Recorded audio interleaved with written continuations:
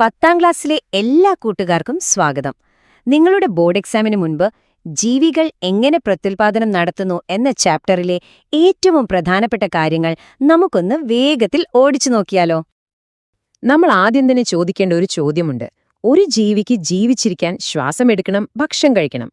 പക്ഷെ പ്രത്യുൽപാദനം നടത്തേണ്ട ആവശ്യമുണ്ടോ? ഇല്ല. പിന്നെ എന്തിനാണ് എല്ലാ ജീവജാലങ്ങളും ഇത് ചെയ്യുന്നത്? ഈ ഒരു ചോദ്യത്തിൽ നിന്നാണ് നമ്മൾ ഈ ചാപ്റ്റർ പഠിച്ചു തുടങ്ങുന്നത്.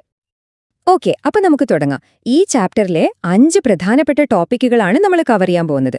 ജീവന്റെ ബ്ലൂ പ്രിന്റ്, പിന്നെ അലൈംഗികവും ലൈംഗികവുമായ പ്രത്യുൽപാദന രീതികൾ, മനുഷ്യനിലെ പ്രത്യുൽപാദനം, പിന്നെ വളരെ പ്രധാനപ്പെട്ട ഒന്നായ പ്രത്യുൽപാദന ആരോഗ്യം. അപ്പോ നമ്മുടെ ആദ്യത്തെ ടോപ്പിക് ജീവന്റെ ബ്ലൂ പ്രിന്റ്. ഏതൊരു പ്രത്യുൽപാദനത്തിന്റെയും അടിസ്ഥാനം ഈ ബ്ലൂ പ്രിന്റാണ്.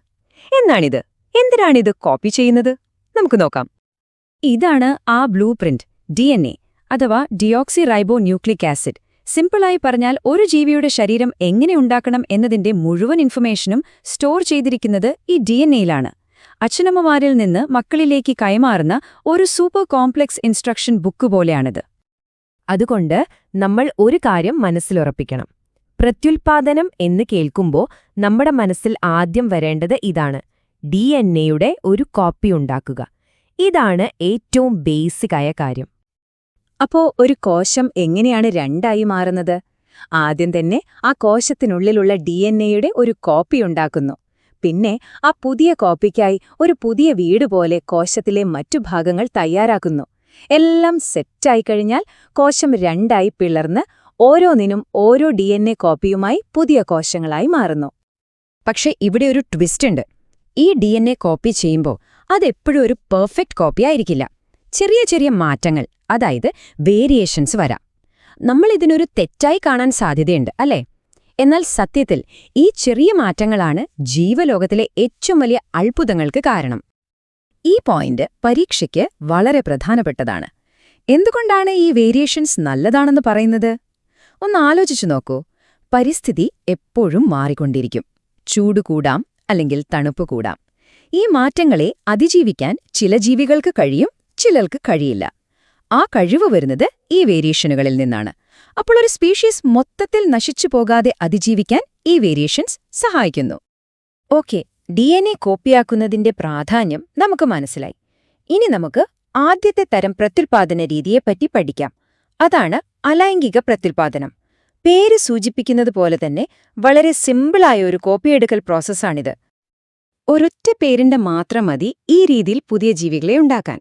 ഇതിന് പല മെത്തേഡുകളുണ്ട്: fission, fragmentation, regeneration, budding, vegetative propagation, spore formation, അങ്ങനെ പലതും. നമുക്കിതിൽ നിന്നും പരീക്ഷയ്ക്ക് പ്രധാനപ്പെട്ട 2 ശ്രദ്ധിക്കാം. ആദ്യത്തെ ഉദാഹരണം ഹൈഡ്രയിലെ ബഡ്ഡിംഗ് അഥവാ മുകുളനം. ഇത് വളരെ സിമ്പിളാണ്. ഹൈഡ്രയുടെ ശരീരത്തിൽ ഒരു ചെറിയ മുകുളം അഥവാ ബഡ് ഉണ്ടാകുന്നു. ഇത് പതുക്കെ വളർന്ന് ഒരു കുഞ്ഞ് ഹൈഡ്രയായി മാറും. പൂർണ്ണ വളർച്ചയെത്തിക്കഴിഞ്ഞാൽ അത് പേരന്റ് ഹൈഡ്രയിൽ നിന്ന് വേർപെട്ട് സ്വന്തമായി ജീവിക്കാൻ തുടങ്ങും. ഇനി അടുത്തത് സ്പോർ ഫോമേഷൻ. റൈസോപ്പസിൽ കാണുന്നത് പോലെ ബ്രെഡിലൊക്കെ പൂപ്പൽ പിടിക്കുന്നത് കണ്ടിട്ടില്ലേ? അതാണ് സംഭവം. ഇതിലെ സ്പോറുകൾ അല്ലെങ്കിൽ രേണുക്കൾക്ക് ഒരു പ്രത്യേകതയുണ്ട്. അവയ്ക്ക് ചുറ്റും കട്ടിയുള്ളൊരു കവചം കാണും.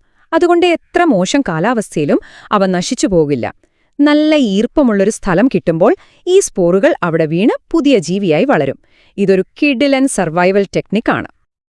അപ്പോ അലൈംഗിക പ്രത്യുൽപാദനം വളരെ ഫാസ്റ്റാണ്. പക്ഷെ ഒരു പ്രശ്നമുണ്ട്. നമ്മൾ നേരത്തെ പറഞ്ഞ വേരിയേഷൻസ് അത് വളരെ കുറവായിരിക്കും. കാരണം ഇവിടെ പാരന്റിന്റെ ഒരു കോപ്പി മാത്രമാണ് ഉണ്ടാകുന്നത്. അപ്പോൾ വേരിയേഷൻസ് കൂടുതൽ വേഗത്തിലുണ്ടാക്കാൻ എന്തെങ്കിലും വഴിയുണ്ടോ? തീർച്ചയായും വഴിയുണ്ട്. അതാണ് ലൈംഗിക പ്രത്യുൽപാദനം. ഇവിടെ ഒന്നിനു പകരം 2 പാരന്റ്സിന്റെ DNAകൾ തമ്മിൽ മിക്സ് ചെയ്യുകയാണ്. അപ്പൊ എന്ത് സംഭവിക്കും? 2 പേരുടെയും ഗുണങ്ങൾ ചേർന്ന തികച്ചും പുതിയൊരു കോമ്പിനേഷൻ ഉണ്ടാകും. ഈ പുതിയ കോമ്പിനേഷനുകളാണ് വേരിയേഷനുകൾക്ക് ആക്കം കൂട്ടുന്നത്. അപ്പൊ ഇത് രണ്ടും തമ്മിലുള്ള പ്രധാന വ്യത്യാസം എന്താണെന്ന് പെട്ടെന്നൊന്ന് നോക്കാം. അലൈംഗിക പ്രത്യുൽപാദനത്തിൽ ഒരൊറ്റ പേരന്റ് വളരെ വേഗത്തിൽ നടക്കും, പക്ഷെ വേരിയേഷൻസ് കുറവായിരിക്കും. ലൈംഗിക പ്രത്യുൽപാദനത്തിലോ 2 പേരന്റ്സ് വേണം. പ്രോസസ് കുറച്ച് പതുക്കെയാണ്, പക്ഷേ ഒരുപാട് വേരിയേഷൻസ് ഉണ്ടാവും. ഇതാണ് പ്രധാന പോയിന്റ്. പക്ഷെ ഇവിടെ ഒരു ലോജിക്കൽ പ്രശ്നമുണ്ട്. 2 പാരന്റ്സിന്റെയും മുഴുവൻ DNAയും അടുത്ത തലമുറയിലേക്ക് പോയാല് ഓരോ തലമുറ കഴിയുന്തോറും DNA അളവ് ഇരട്ടിയായിക്കൊണ്ടിരിക്കില്ലേ? ഇത് പരിഹരിക്കാൻ വേണ്ടി ജീവികൾ ഒരു സ്പെഷ്യൽ തരം സെല്ലുകളുണ്ടാക്കും.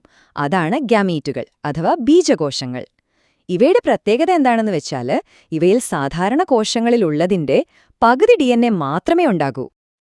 ഓക്കേ, അപ്പോൾ ലൈംഗിക പ്രത്യുൽപാദനത്തിന്റെ ബേസിക് ഐഡിയ നമുക്ക് കിട്ടി.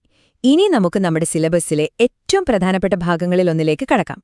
മനുഷ്യരിലെ പ്രത്യുൽപാദനം. മനുഷ്യരിൽ പ്രത്യുൽപാദനശേഷി തുടങ്ങുന്നത് കൗമാരപ്രായത്തിലാണ്, അഥവാ പ്യൂബേർട്ടിയിൽ. ഈ സമയത്ത് നമ്മുടെ ശരീരത്തിൽ ഒരുപാട് മാറ്റങ്ങൾ വരും.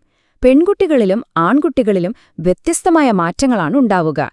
ഇതെല്ലാം ശരീരം പ്രത്യുൽപാദനത്തിന് തയ്യാറെടുക്കുന്നതിന്റെ സൂചനകളാണ്. പുരുഷന്മാരിലെ പ്രത്യുൽപാദന വ്യവസ്ഥയിൽ പ്രധാന അവയവം വൃഷണങ്ങളാണ്. അവ പുരുഷബീജങ്ങളെ, അതായത് സ്പേംസിനെ ഉൽപ്പാദിപ്പിക്കുന്നു, കൂടെ ടെസ്റ്റോസ്റ്റെറോൺ എന്ന ഹോർമോണും. സ്ത്രീകളിലാണെങ്കിൽ അണ്ഡാശയങ്ങളാണ് പ്രധാന അവയവം.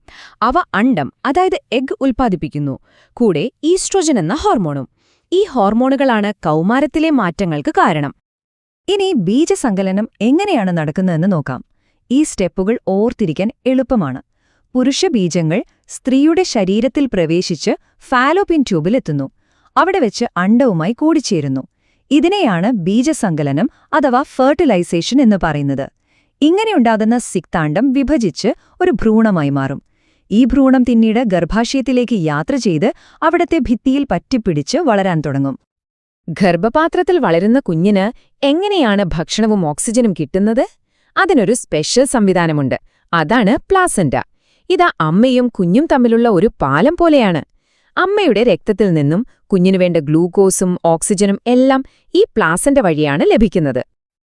പ്രത്യുൽപാദനത്തെക്കുറിച്ച് പഠിക്കുമ്പോൾ നമ്മൾ തീർച്ചയായും അറിഞ്ഞിരിക്കേണ്ട ഒന്നാണ് പ്രത്യുൽപാദന ആരോഗ്യത്തെക്കുറിച്ചും അതുമായി ബന്ധപ്പെട്ട ഉത്തരവാദിത്തങ്ങളെക്കുറിച്ചും. ഗർഭധാരണം തടയാൻ പല മാർഗങ്ങളുണ്ട്. ഇവയെ നമുക്ക് പലതായി തിരിക്കാം. കോണ്ടം പോലെ പുരുഷബീജം അണ്ഡവുമായി ചേരുന്നത് ശാരീരികമായി തടയുന്നവയുണ്ട്. ചില ഗുളികകൾ ശരീരത്തിലെ ഹോർമോണുകളിൽ മാറ്റം വരുത്തി ഗർഭധാരണം തടയും. കോപ്പർ ടീ പോലുള്ള ഉപകരണങ്ങൾ ഗർഭപാത്രത്തിനുള്ളിൽ വെച്ച് പ്രവർത്തിക്കുന്നവയാണ്. പിന്നെ വാസെക്ടമി, ട്യൂബെക്ടമി പോലെ സ്ഥിരമായ ശസ്ത്രക്രിയാ മാർഗങ്ങളുമുണ്ട്. ഈ ചാപ്റ്റർ അവസാനിപ്പിക്കുന്നത് വളരെ പ്രധാനപ്പെട്ട ഒരു ചോദ്യത്തോടെയാണ്. സമൂഹത്തിലെ പാവപ്പെട്ടവരുടെ ജീവിത നിലവാരം മോശമാകാൻ കാരണം വർദ്ധിച്ചുവരുന്ന ജനസംഖ്യയാണോ, അതോ ഉള്ള വിഭവങ്ങൾ ശരിയായ രീതിയിൽ എല്ലാവർക്കും കിട്ടാത്തതുകൊണ്ടാണോ? ഇത് ബയോളജി മാത്രമല്ല, സോഷ്യൽ സയൻസ് കൂടെയാണ്. ഇതേപ്പറ്റി നിങ്ങളൊന്ന് ആലോചിക്കണം. അപ്പോൾ ഈ ചാപ്റ്ററിലെ പ്രധാനപ്പെട്ട എല്ലാ കാര്യങ്ങളും നമ്മൾ നോക്കിക്കഴിഞ്ഞു. എല്ലാവർക്കും പരീക്ഷയ്ക്ക് എല്ലാവിധ ആശംസകളും.